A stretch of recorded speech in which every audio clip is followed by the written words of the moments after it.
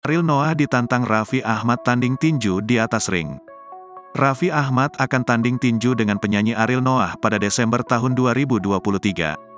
Hal tersebut disampaikan suami Nagita Slavina itu lewat akun Instagramnya. Raffi Ahmad tampak mengunggah foto bareng Ariel Noah yang sempat ditantangnya. Tantangan disampaikan Raffi Ahmad di acara tinju Superstar Knockout Raffi Ahmad. Ariel Noah terlihat mendatangi rumah Raffi Ahmad.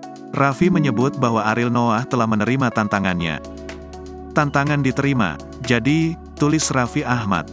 Lewat unggahan terbarunya, Raffi Ahmad dan Ariel Noah tampak berhadapan. Keduanya berjabat tangan dan saling menatap mata satu sama lain.